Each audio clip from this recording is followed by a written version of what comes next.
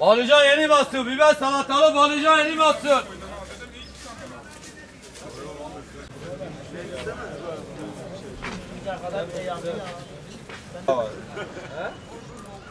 Taze yeşillik var ol, taze.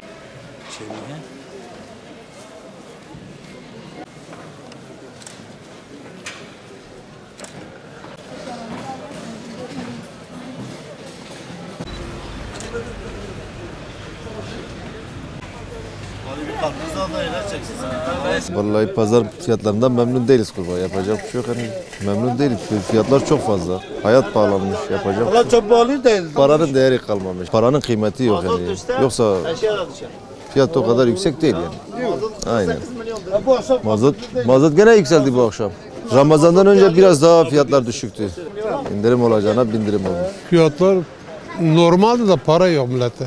Diyarbakır'da değişmedi. Gene vicdanlı insanlar var. İşte halimizde görüyorsun. Dolaşıyoruz, bakıyoruz, geliyoruz. Başka bir şey yok. Çok pahalı bakıyoruz, geri geliyoruz. Peki emekli maaşı da yetmiyor. Yetmiyor. Nerede yetişir? Daha yeni çıktım. Evde yeni çıktım. Vallahi fiyatı bu halidir. 1000'den fazladır. Yumurta pazarlık ettim bakkalda. Dedi 7,5. Şimdi burada sordum dedi vallahi bu hali yapmış dedi. Bakkal haklıdır. O da biz mi haksızlık? 1000'den bu halidirler. Domates de öyledir, yumurta da öyledir. Balık da öyledir. 1000'den bu halidirler. Fiyatlar uçuyor gitmiş. Uçmuş gitmiş. Kimse bir şey alamıyor. Hiçbir şey. Domates alamıyorsun. Ne bileyim elmayı alamıyorsun. Hiçbir şey alamıyorsun. Ben şimdi 400 lira harcamışım. 4 kilo 5 kilo bir şey almışım. Vallahi 400 lira. 400 liradan bu kalmış. Domates aldım. Patates aldım. Soğan aldım. Bu maydanoz aldım. Yani daha çekinmiyor. Biz emekliler öyle daha. 14 lira alıyorum. 14 bin lira yetmiyor ki. Ben 5 kişi yok. 5 kişiye 14 milyar ediyor. Alır bir yeşil soğan, yarım kilo biber. Fiyatı 60. Pazarcı da hepsi aynı deba. Salatalık mesela yukarıda bana diyor 80, burada diyor 50.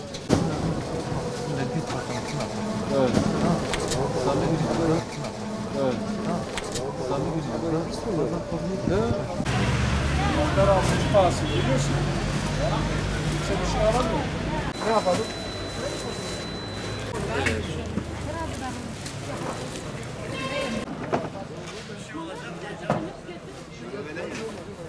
Ha?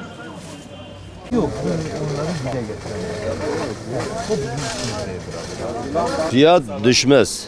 Fiyat niye düşecek? Fiyat bunlar mazota bağlı. Mazot düşsün, nakliye düşsün, işçilik düşsün, bunun tohumu düşsün, fiyat düşer.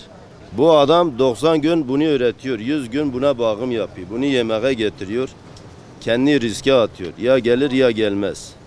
3-4 ayını veriyor, adam emekçidir, bunu getiriyor yemeğe. Bir yağ 1 milyar 200, 18 litre. Niye buna kadar mı emek veriyor adam? Mazota buna kadar mı emek veriyor? Kuyuda çıkıyor, getiriyor buraya 1 dolara, 1 dolara alıyorsa sana veriyor 2 dolara. Diğer kademelere bakacaksın, git AVM'ler oradadır. Git gençler sırada bekliyor, bir sandviç 400 milyon parayı yiyor. Niye? Bu israf değil mi? Ama buna geldiği zaman bu niye 40 milyon oldu? Bu niye 50 milyon oldu? Bu niye böyle oldu? Ya bu adam bunu 100 gün ekiyor. Bunun işçisi var, bunun toplaması var, bunun emeği var. Bu adam sana bir ürün yetiştiriyor buraya. Zamanı geliyor bu ürün hepsi orada çöpe gidiyor. Kimse demiyor bu ürün nedir? Abi vallahi eskiden iş oluyordu. Akşama kadar 50 tane götürüyordu. Artık bize işsiz kalmışız. Ne yapak abi? Vallahi 6-7 tane götüreyim götürmeyeyim. Boş arabacıyım. Müşteri yok, iş yok. Böyle nasıl yapar? Geçimi zor olmuş. Evlenmişim, evim kiralı. Geçimim zordu, çocuklarım var. 8 yıldır pazardayım.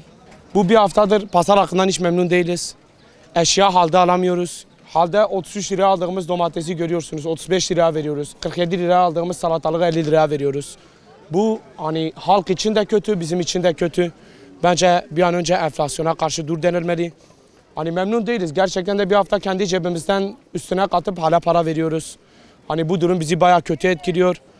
Devletimizden buna bir yer atmasını istiyoruz. Ben 10 liraya domates aldığım zaman buraya bir kamyon domates yıkıyordum. Hatta 15 liraya 12,5'a satıyordum. Halk da mutluydu, biz de mutluyduk, biz de kazanıyorduk. Onların da fazla cebinde hani para çıkmıyordu. Bak adam geldi bak soruyor ne kadar? 35 lira. Bak adam direkt gidiyor ha. Hani hiç adam elini bile eşeğe vurmuyor. Fiyata bakıyor direkt gidiyor. Halde domates 5-6 liraydı.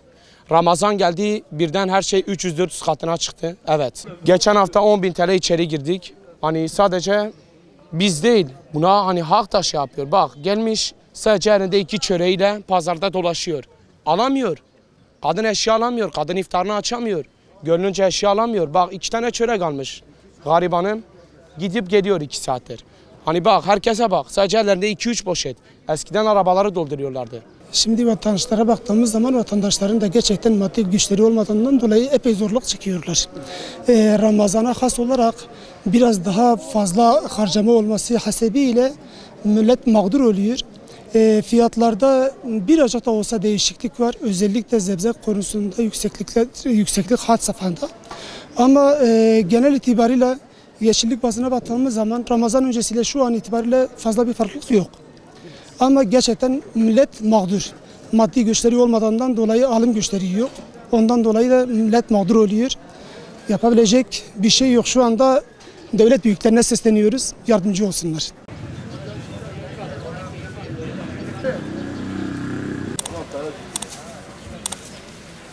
Selam abi.